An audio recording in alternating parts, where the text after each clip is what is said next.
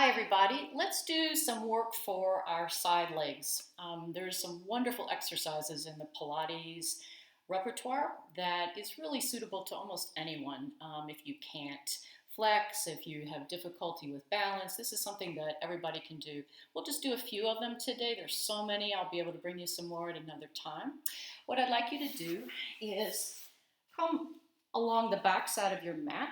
And if you're going to lay your head down on your arm, which is perfectly fine, if that doesn't feel comfortable, put a small pillow there. The really important thing here is you always want to be lifting your obliques, your sideways muscles off of the mat. If you just kind of collapse them there, you're just not doing very much. If you prop your head up like this, it's okay, but you just don't want those ribs to sag. It's actually much harder to do this and still maintain that control. So you may start here and work it up. You can have your legs fully straight, or you could make them come forward into a hinge to the opposite diagonal like a banana pose. So the first thing I'm going to do is just press up and down with my leg. And you think, well, why is that so hard? It is hard if you do it well. You're still lifting your side waist, and you're really focusing on the effort of the weight bearing in your leg, right? We'll do 5 or so of each exercise. You could do 8 to 10. Now, as I make a circle, I'm making a small circle that is keeping my pelvis very controlled, right? Anyone could do a fast exercise, but I'm trying to reach back and touch my heel each time like I'm picking passengers up on a Ferris wheel, right? And of course, we've got to reverse it.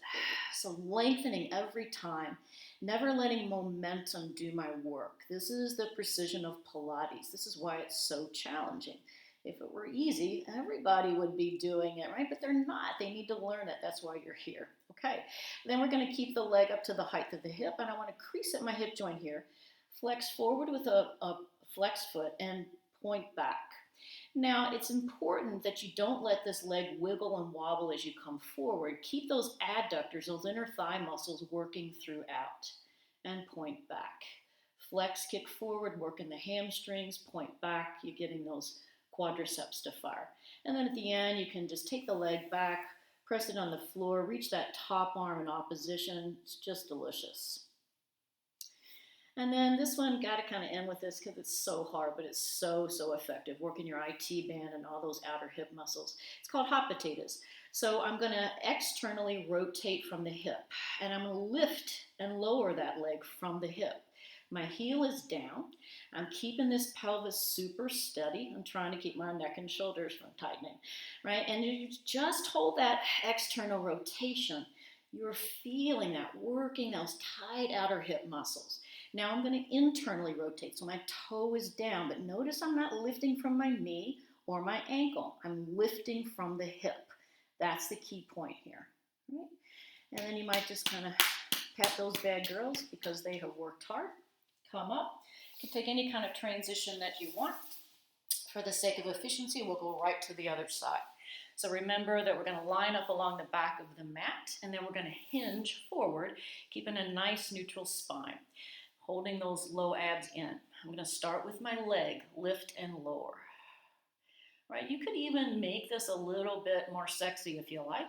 You could bring it up, and then you could bring that bottom leg to join it. Oh yeah, I noticed that I needed a little kickstand to do it. So go back to that plain vanilla one we just did, or make this more challenging, or you can bring both legs up and down and use that control, and here's in a progression as you get a little stronger, right? Then we're going to make those circles. I started with the backward ones this time, just to be ornery. Yeah, and I'm going to really work on lengthening that leg, tapping the heel as I go and looking forward rather than at the leg, which is what we tend to do, but that strains your neck. Now I'm going to go forward, trying to keep my toes facing forward, parallel alignment. There's many ways you can do it. This is what we're doing today, just to work on this control, right?